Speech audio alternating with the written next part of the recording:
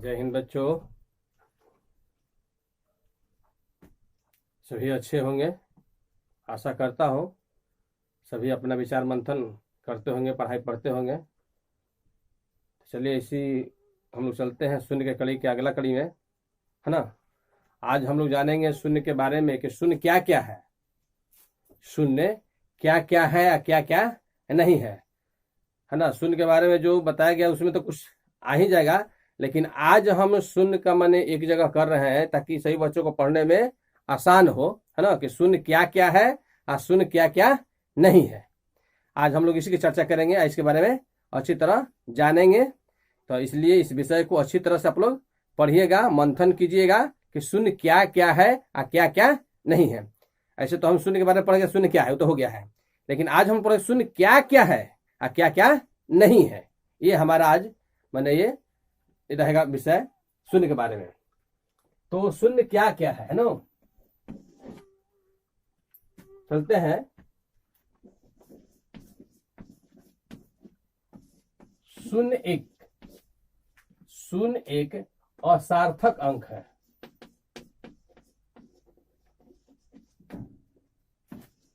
अंक तो है, ये है ना, लेकिन असार्थक अंक है। और क्या नहीं है तो सार्थक अंक नहीं है ना। शून्य एक असार्थक अंक है ना, नॉन सिग्निफिकेंट है ना, लेकिन क्या नहीं है तो सार्थक अंक नहीं है, सिग्निफिकेंट डिजिट नहीं है। तो शून्य एक असार्थक अंक है लेकिन सार्थक अंक नहीं है। लिख लीजिए, सार्थक अंक नहीं है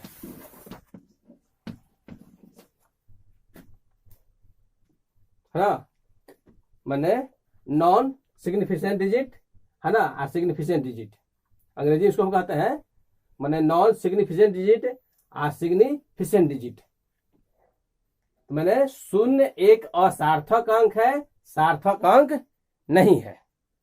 अच्छा, दूसरा दो क्या है, माने दूसरा शून्य। शून्य सबसे छोटी, शून्य सबसे छोटी, ये कितने बार परीक्षा में पूछा गया है सब, है ना। शून्य सबसे छोटी पूर्ण संख्या है। शून्य सबसे छोटी पूर्ण संख्या है, पूर्ण संख्या है, लेकिन क्या नहीं है, प्राकृत संख्या नहीं है ना। शून्य क्या नहीं है, प्राकृत संख्या नहीं है, नेचुरल नंबर नहीं है, प्राकृत संख्या नहीं है,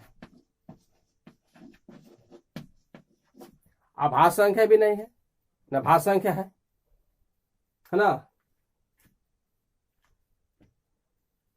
अभी दो चीज पढ़ने जा कि शून्य एगो असार्थक अंक है लेकिन असार्थक अंक है, सार्थक अंक ना है। शून्य सबसे छोटी पूर्ण संख्या है लेकिन प्राकृत संख्या ना है। शून्य सबसे छोटी संख्या मतलब छोटी पूर्ण संख्या है लेकिन प्राकृत संख्या ना है। और का शून्य तो सब ऋणात्मक पूर्णांक से बड़ो होला।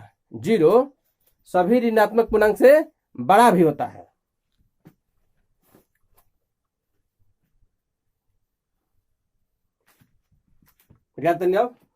अच्छा,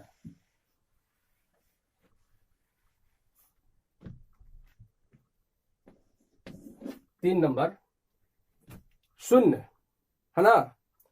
शून्य क्या है, सम पूर्णांक है, माने शून्य सम संख्या, शून्य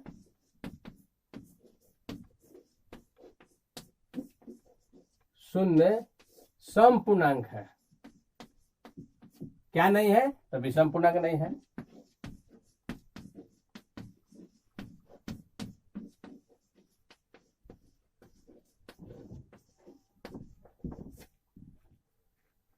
शून्य सम पूर्णांक है, शून्य क्या, शून्य सम पूर्णांक है लेकिन विषम पूर्णांक नहीं है।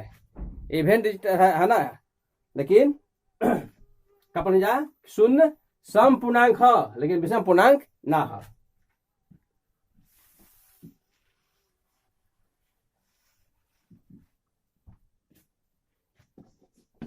चार नंबर ध्यान से पढ़ के बात समझे है ना, कि शून्य के बारे में, शून्य का है सम पूर्णांक है विषम पूर्णांक ना है। अच्छा, शून्य, शून्य के बारे में आप पढ़ के, शून्य, शून्य अपवर्तक, शून्य अपवर्तक भी है ना, फैक्टर है ना, शून्य अपवर्तक भी है। क्या है कि शून्य में कोनो संख्या से भाग लग जाला है ना, शून्य में कोनो अंक से भाग लगा तो शेष का शून्य वाला, भाग शून्य वाला, तो शून्य का अपवर्तक है ना, कहा अपवर्तक है। लेकिन का ना है, लेकिन अपवर्त ना है, का ना है, अपवर्त नहीं है। शून्य अपवर्तक है लेकिन अपवर्त नहीं है। तो हम लोग का यही टॉपिक है आज कि शून्य क्या क्या है और क्या नहीं है ना। तो हम लोग क्या समझे कि शून्य अपवर्तक है लेकिन अपवर्त नहीं है। अच्छा, देख लीजिए अगला टॉपिक चलते हैं है ना, 5 नंबर, शून्य,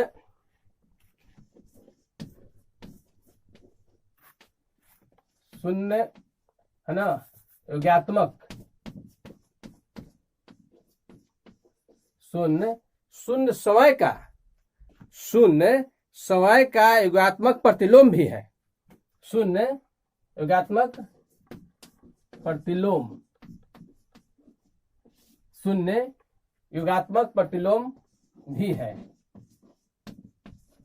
हमने के पढ़ले हम जा यूज प्रतिलोम है ना, 8वां में पढ़े के बाद 7वां में यूज प्रतिलोम।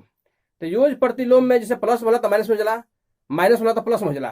जैसे मान के जा कि +4, +4 का यूज प्रतिलोम यानी योगात्मक प्रतिलोम क्या होता है, तो -4 होता है। +4 का है ना यूज प्रतिलोम क्या होता है, तो -4, और -4 का यूज प्रतिलोम +4, तो दोनों का अगर लिया जाए तो क्या आता है, शून्य आता है। क्या आता है, शून्य आता है। प्लस और माइनस, माइनस प्लस माइनस यानी शून्य आएगा। तो वही कहा गया है कि शून्य योगात्मक प्रतिलोम भी है, यानी स्वयं का स्वयं, मैंने शून्य ही एक ऐसा अंक है कि स्वयं का स्वयं योगात्मक प्रतिलोम है ना। क्या है, योगात्मक प्रतिलोम है। अगर शून्य में शून्य जोड़ा जाए तो क्या आएगा, शून्य आएगा। तो शून्य योगात्मक प्रतिलोम भी है। अच्छा, तो क्या पढ़े अभी पढ़ने जाए 4था नंबर कि शून्य अपवर्तक है लेकिन अपवर्त ना है ना, और शून्य योगात्मक प्रतिलोम है लेकिन गुणात्मक प्रतिलोम नहीं है। एक बढ़िया से मैंने नोट कर ले के बाद, समझ लेने के बाद बढ़िया से है ना, शून्य योगात्मक प्रतिलोम है लेकिन गुणात्मक प्रतिलोम नहीं है। क्या नहीं है, गुणात्मक प्रतिलोम।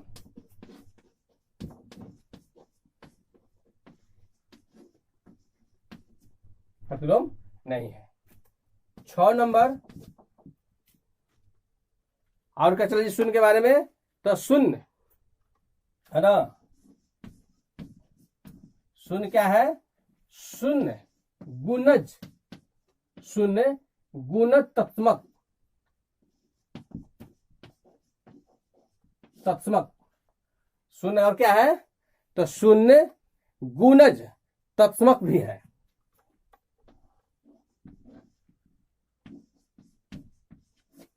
कैसे है, तो शून्य ही एक ऐसा है कि माने योग प्रतिलोम भी है अपना मैंने 100 में 100 जोड़ने से शून्य मैंने 0 आता है, और 0 में 0 से गुना करने पर भी 0 आता है।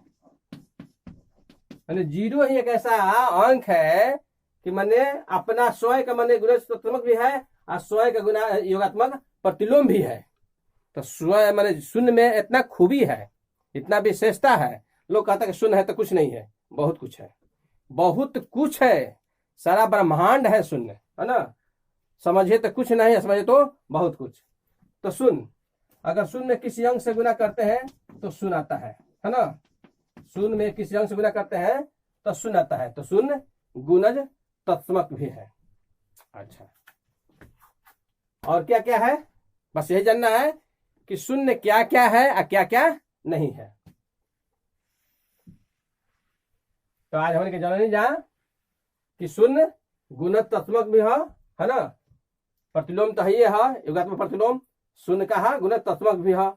अच्छा, और क्या कहता शून्य के, और शून्य का है तो शून्य योग तत्समक भी है।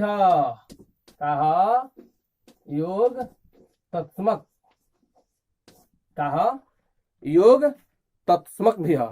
योग प्रतिलोम अलग हो गई आ योग तत्समक अलग हो गई। योग तत्समक में वह होला है ना, योग तत्समक भी है।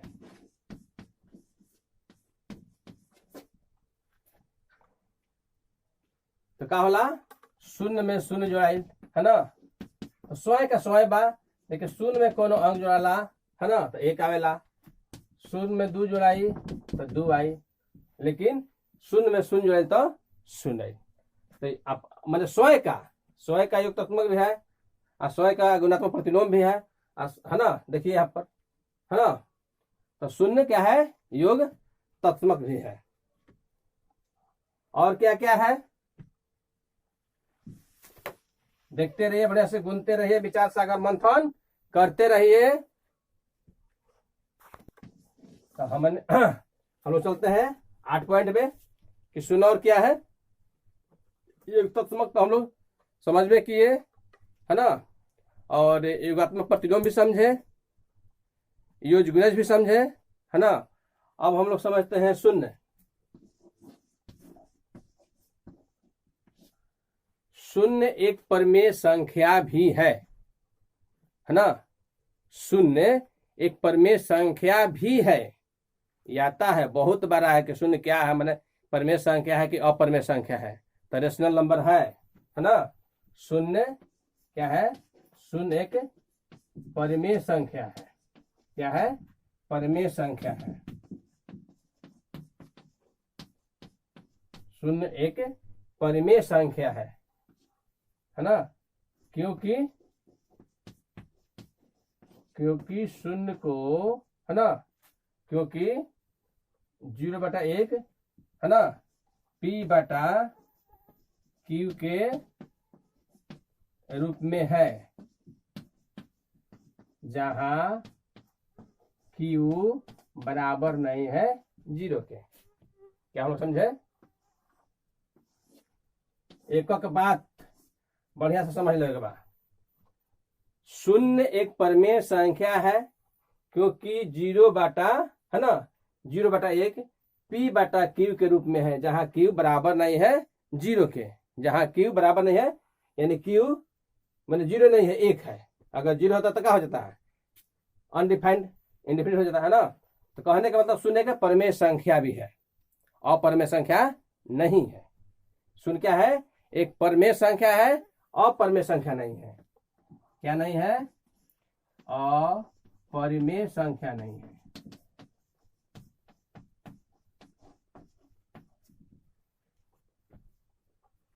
तो क्या समझ जा कि शून्य एगो परिमेय संख्या भी है।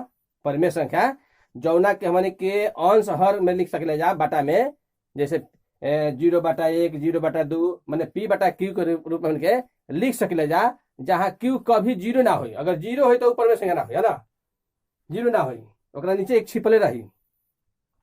ऐसा कोनो अंक के नीचे है ना, अगल बगल में जैसे 0 बा तो अगल में एक छिपल बा, बगल में छिपल बा, नीचे और छिपल बा, है ना, अगल बगल नीचे, अगल बगल नीचे अंक एक छिपल रहेला।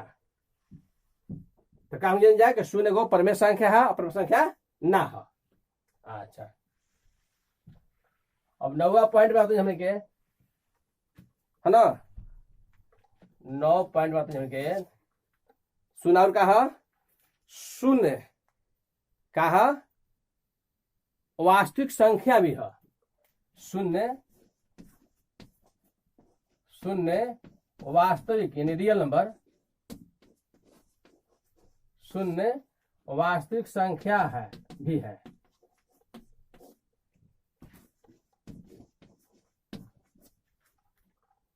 का है कि 0 के स्क्वायर हमने करते हैं जा तक आई 0 आई। तो वास्तविक संख्या की यह पहचान होला कि अगर मान लो कर कल जा माइनसों में रहो, जैसे -1, तो -1 भी का है वास्तविक संख्या। अगर -1 का स्क्वायर कर लिए तो माइनस में प्लस हो जाए, माइनस में से का हो जाए, मैंने कोनो अगर ले जाओ, है ना, स्क्वायर कर जाओ तो प्लस में आ जाइए, है ना। तो या तो प्लस में आवे चाहे 0 है, वास्तविक संख्या की पहचान है कि प्लस में आवे चाहे 0 में आवे कर वर्ग। तो ऐसे 0 मैंने 0 का है वास्तविक संख्या है, क्या है वास्तविक संख्या है, अवास्तविक संख्या ना है। तो बढ़िया से जान ले बाद समझ ले बाद कि शून्य का है आ का ना है। आज हमने यही विषय पर चर्चा करी जाए कि शून्य क्या क्या है या क्या क्या नहीं है। तो हम लोग 9 पॉइंट में 1 से लेकर 9 तक यही पढ़े कि शून्य क्या है क्या नहीं है ना। अच्छी तरह से इसको विचार सागर मंथन करके इसको बने पढ़ना है और पढ़ाई में हमेशा लगे रहना है। बीच बीच में ऐसा मत कीजिए कि छोड़ दीजिए, नहीं, पढ़ाई में लगे रहिए, आप उसको विचार सागर मंथन करते रहिए। पढ़ाई ही एक ऐसा जरिया है, एक ऐसा हथियार है जिससे हम लोग बहुत कुछ बन सकते हैं, बहुत कुछ, थोड़ा सा मेहनत करके हम लोग बहुत कुछ बन सकते हैं। इसलिए पढ़ाई को ये मत समझिए 2-4 घंटा पढ़े रहे रोज पढ़िए, एकदम रूटीन बना लीजिए कि हमको 4 घंटा रोज पढ़ना है, लेकिन बढ़िया से पढ़ना है, मन लगा के पढ़ना है। अब 8 घंटा पढ़े आ कोई मन लगा पढ़े नहीं करे तो कोई फायदा नहीं पढ़ने से। इसलिए अच्छा से पढ़िए। और हम लोग शून्य में क्या क्या है और क्या क्या नहीं है आज हम लोग जाने, है ना, शून्य के बारे में। और अगला कड़ी फिर आगे मिलेगा। आज तक इतना ही। जय हिंद, जय भारत।